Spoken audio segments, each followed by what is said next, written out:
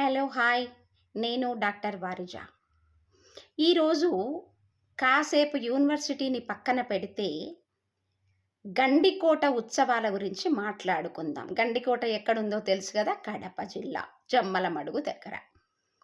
అయితే నేను ఏపీ టూరిజంలో పనిచేసే కాలంలో అసలు టూరిస్ట్ మ్యాప్లో కడప లేనే లేదు. మరి ఎలా వచ్చింది, గండికోట ఉత్సవాలు ఎలా నిర్వహిస్తున్నారు అని మీకు డౌట్ రావచ్చు. దానికోసమే ఈ వీడియో చేస్తున్నాను.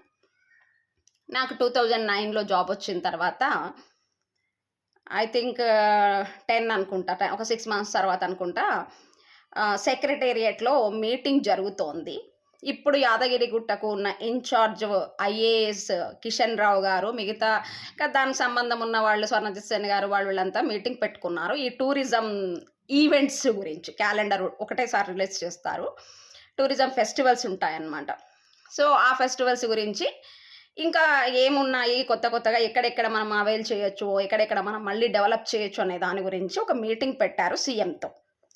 ఆ రోజు నేను అనుకోకుండా నాకేదో వేరే పని ఉండి కిషన్ రావు గారికి ఫోన్ చేయడం జరిగితే ఆయన అన్నారు, అమ్మ ఇట్లా టూరిజం దీంట్లో మీటింగ్లో ఉన్నామమ్మా, కొత్తగా ఎక్కడ టూరిజం మళ్ళీ ఇంకా డెవలప్ చేయాలనే దానిలో ఉన్నాము ఫెస్టివల్స్కి అని అన్నారు అనమాట. సెక్రటేరియట్లో ఉన్నానమ్మా, సీఎం సార్తో ఉన్నాను అని అట్లాంటి వాళ్ళు కూడా నాకు సీఎంతో ఉన్నా కూడా నాకు మాట్లాడతారనమాట. వీళ్ళకేమో మాట్లాడడానికి చేత కాదు, ఈవీసీలకి వీళ్ళకి పెద్ద గొప్పోళ్ళు అనుకుంటారు.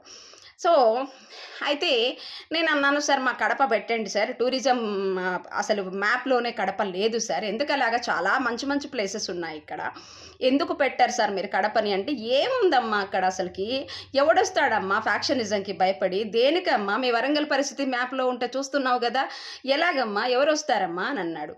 ఏముంటుంది అసలు అక్కడ, ఏముంది అసలు అక్కడ పెట్టడానికి అని అన్నాడు. సార్ పెట్టండి సార్ అని చాలాసేపు రిక్వెస్ట్ చేశాను. సరే నువ్వు నాకు ఒక ½ అవర్ ఆగిన తర్వాత నేను ప్రపోజల్ పెడతాను, ఇప్పుడే రెడీ చేసేసి నువ్వు నాకు ఏదైనా ఒక లెటర్ పంపి అన్నారు. లెటర్ పంపించాను. పంపించిన తర్వాత మళ్ళీ ఒక ½ అవర్లో పాపం సార్ కాల్ బ్యాక్ చేశారు.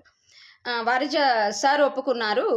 అప్పుడు ఐ థింక్ జయేష్ గారే tourism principal secretary, I think నాకు కరెక్ట్గా గుర్తుకు లేదు. సో ఒప్పుకున్నారు. కానీ ఏం పేరు పెడతారమ్మా అక్కడ, అంత పెట్టదగ్గ టూరిజం ఈవెంట్స్ చేయదగ్గ అసలు ఏమున్నాయి అక్కడ అసలు టూరిస్ట్ డెస్టినేషన్స్ అని అన్నారు. ఏం పేరు పెడతావు చెప్పి, ఇప్పుడు కరెక్ట్ టూరిజం ఫెస్టివల్ చేస్తాం, ఏం పెడతావు పేరు అని అన్నారు. అంటే చాలా అసహనంగా అడిగారు అనమాట. ఏముంది అక్కడ, ఏదో నా కోసం ఒప్పుకున్నట్టుగా చెప్పారు ఆ రోజు. చెప్తే నేను అన్నాను, సార్ ఎందుకు మీరు అంత అసహనంగా ఫీల్ అవుతున్నారు, కడపలో గండికోట చాలా బాగుంటుంది సార్, గండికోట ఉత్సవాలను పెట్టండి అని ఆ రోజు నేమ్ సజెస్ట్ చేసింది నేను. దీనికి నేను ఫోన్ మాట్లాడుతున్నప్పుడు అంతా గమనించి చూసిందంతా ఇప్పుడు రిటైర్ అయిన ఫైన్ ఆర్ట్స్ థియేటర్ ఆర్ట్స్ మళ్ళీ ప్రొఫెసర్ మల్లికార్జున రెడ్డి గారు దీనికి ప్రత్యక్ష సాక్షి. ఈరోజు మొత్తం నన్ను గండికోట ఉత్సవాల నుంచి తప్పించి అతగాడెవడనో తీసుకొచ్చి, సంబంధం లేని అతగాడిని, మృత్యుగారిని తీసుకొచ్చి వాళ్ళ గండికోట ఉత్సవాలలో పెట్టారే, అసలు బుద్ధి సిగ్గు మానం ఏమన్నా ఉన్నాయా మీకు అసలు అంటే టోటల్గా ఇక్కడ అర్థమైంది ఏంటండి, వీళ్ళకి నాలెడ్జ్ అవసరం లేదండి, బాగా మాటలు చెప్పేవాళ్ళు కావాలండి వీళ్ళకి, అస్సలు నాలెడ్జ్ అవసరం లేదండి కదా. ఏ దేశ చరిత్ర చూసినా ఏమున్నది గర్వకారణం నరజాతి చరిత్ర సమస్తం, ఇట్లా శ్రీశ్రీ గారు చాలా చెప్పారు కదా. అది భారతదేశంలో చక్కగా కడప ప్రాంతంలో బాగా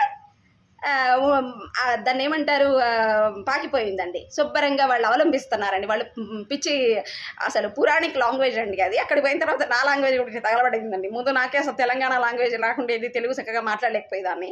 16 ఏళ్ళ నుంచి అక్కడ పోయిన తర్వాత భాషా ప్రవీణ అయిపోయినానండి నేను తెలుగులో. సో ఇలాగా వీళ్ళు నన్ను మర్చిపోయి నన్ను గద్దె దింపడానికి అని చెప్పేసేసి నన్ను దింపడానికి నేను పెట్టిస్తే ఇవాళ ఆ ఉత్సవాలలో నాకు చోటు లేకుండా చేశారు. ఓకే గుడ్, మీరు కిరీటం పెట్టినంత మాత్రాన నాకేదో వచ్చినట్టు కాదు, మీరు నన్ను తీసేసినంత మాత్రాన నేను ఫీల్ అయ్యేది ఏం లేదు. నేను ఇంటర్నేషనల్ స్కాలర్ని. మొన్న మకావులో నా పేపర్ ఇప్పుడు February 26 to 28 ఉంది, మకావులో అది కూడా పెడతాను చూడండి స్టేటస్లో. Cultural tourism it's marketing trends అనే దాని మీద నేను పేపర్ పంపించాను. నా పేపరు యాక్సెప్ట్ అయ్యింది.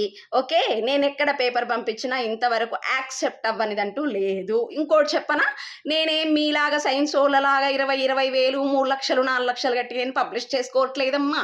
నేను ఎక్కడ ₹1 కూడా కట్టనమ్మా. నాకు ఫీజు వస్తుందమ్మా, రిజిస్ట్రేషన్ ఫీ. తెలుసా మీకు ఆ విషయం? ఆ? అలాగండి గండికోట ఉత్సవాల స్పెషల్ అమ్మా ఇది ఎలా ఉంటదన్నమాట.